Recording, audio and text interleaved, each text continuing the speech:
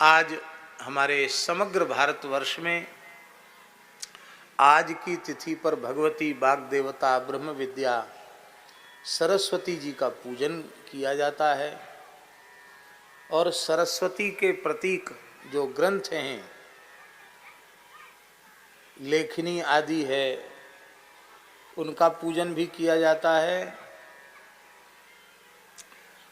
ध्यान से सुनिए, आज वाद्य यंत्रों का भी पूजन किया जाता है। वीणा, मुर्ज, मृदंग, बांसुरी आदि जो वाद्य हैं वो भी भगवती सरस्वती का ही स्वरूप हैं, इसलिए वाद्य यंत्रों का भी पूजन होता है, ग्रंथों का भी पूजन होता है और आज सरस्वती शयन भी होता है। सरस्वती शयन जानते हैं?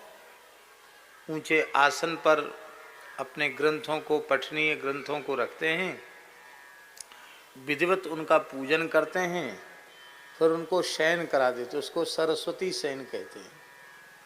तो पंचमी, षष्ठी, सप्तमी 3 दिन तक पुस्तक नहीं खोलते। सबको छुट्टी है हमारे यहाँ। हाँ, ग्रंथों को भी छुट्टी दी गई है कि तुम 3 दिन आराम से मस्त हो के विश्राम करो।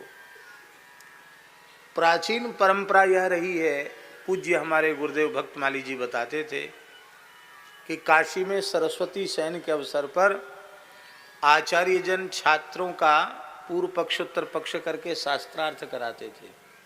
2-3 दिन तक कुछ बिना पुस्तक के और किसी एक विषय को लेकर शास्त्रार्थ पंडितों में होता था।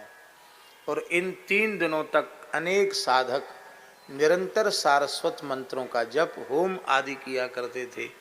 3 दिन तक भगवती सरस्वती की उपासना करते और जैसे पूजन करके उनको शयन कराया जाता है, ऐसे ही फिर उनको जगाया जाता है और फिर अष्टमी को अनध्याय फिर आ जाता है, नवमी से फिर नया पाठ चलता है। ऐसी परंपरा है। और एक विलक्षण संयोग की बात है स्वामी जी, जैसे रामचरितमानस का प्राकट्य संवत 1631 में रामनवमी के दिन मंगलवार को हुआ,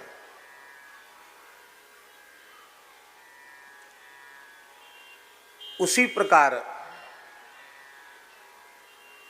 इसी संवत के लगभग, संवत 1631 के लगभग ही बसंत पंचमी की पवित्र तिथि पर मूल ग्रंथ श्री भक्तमाल जी का प्राकट्य हुआ। नाभाजी महाराज ने जो भक्तमाल ग्रंथ का जो मूल स्वरूप है, 56 छंद वाला, उस मूल स्वरूप को आज ही लिखना आरंभ किया। आज भक्तमाल जयंती भी है। भक्तमाल की 2 जयंती मनाई जाती है, एक बसंत पंचमी और एक फाल्गुन कृष्ण सप्तमी, क्योंकि फाल्गुन कृष्ण सप्तमी को टीका पूर्ण हुई प्रियादासी की भक्ति रसबोधनी, और टीका पूर्ण हुई तभी ग्रंथ पूरा हुआ, ऐसा माना गया। इसलिए फाल्गुन कृष्ण सप्तमी को ही भक्तमाल जयंती मनाई जाती है। और आज ग्रंथकर्ता श्री नाभाजी की भी जयंती है।